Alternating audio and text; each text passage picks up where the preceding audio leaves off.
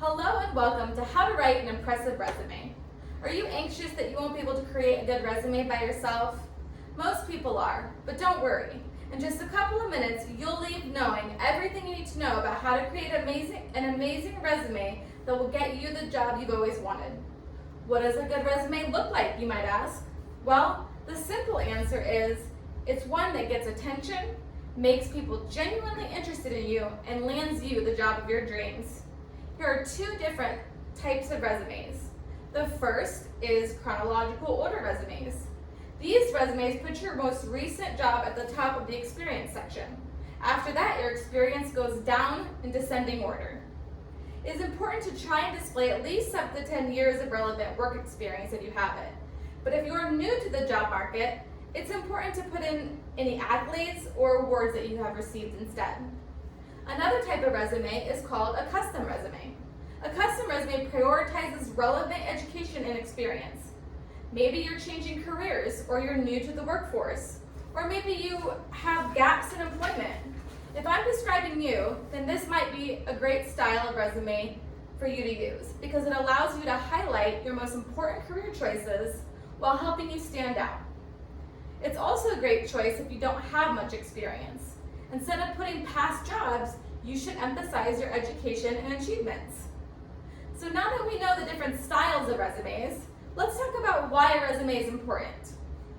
Employers use resumes to get a deeper understanding of candidate skills, strengths, and experience.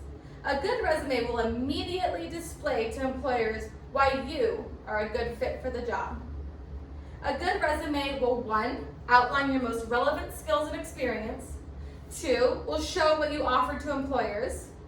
3, gets the attention of the employers. 4, matches you with the right position. And 5, can help lead you to an interview. And isn't that why we're here? Here are some top tips for writing a great resume. You need to use numbers and action verbs to help you stand out. I wrote down some of the most popular action verbs. All you have to do is Google best action verbs for resumes, and it has hundreds for you to choose from. I picked out the ones that stood out to me. Words like shaped, mentored, improved, generated, devised, informed, arranged. These are all great words to add to your resume, and it's going to get the attention of the employers for sure. It's also important to showcase your skills and include them in your resume. Maybe computer proficiency or leadership experience, communication skills, people skills, collaboration talent, problem-solving abilities. You need to keep it short, sweet, and to the point. No more than 2 pages. If you make it too long, the employer could get bored or overwhelmed and stop reading, and that's not what we want. You need to always proofread your resume. This is one of the most important things that many people overlook. You don't want minor spelling or grammatical errors to keep you from your dream job. You might also want to get another person to proofread it as well. The more eyes, the better. Don't rely on spell check. It's also important to personalize your resume for each position that you're applying for. Make sure to match the requirements from the job ad into your resume. Employers want to see that you've tailored resumes to these open positions. Next, you need to attach a cover letter. Many people think this is a throwaway, but it's actually not. 38% of hiring managers say that including a cover letter makes them more likely to pay attention to a resume. Cover letters can be more detailed and can show your personal brand in a way that a resume can't. Next, formatting your resume. Remember, it's important that your resume stands out. You need to select a professional font for your resume, maybe Helvetica or Times New Roman. Adjust your font size to between 10 and 12 points. You don't want a resume that's too cluttered and filled up. And you also want to make sure that you fill in any white space very thoughtfully. Your resume should feature an eye-catching header at the top of the page. This is going to get the attention of the employers. Your name should be in at least 20-point font. You want that to be the largest thing on the page. After all, you want them to see your name. You also need to put an email address. It needs to be professional. It should be something with your name and maybe some numbers and @gmail.com. Again, you want it to be professional. And of course, your phone number, because you want them to call you for an interview. Resume introductions and objectives. This is part of your resume that's extremely important. You need to have an introduction that provides a quick snapshot of your experience, skills, and qualifications. This is going to be at the very top of your resume. It's very important. A resume objective focuses on your professional goals and career path and how they might work with the company's goals. Employers tell you that they're looking for applicants in the job description, so it's up to you to look for those clues and make them bullet points in your resume.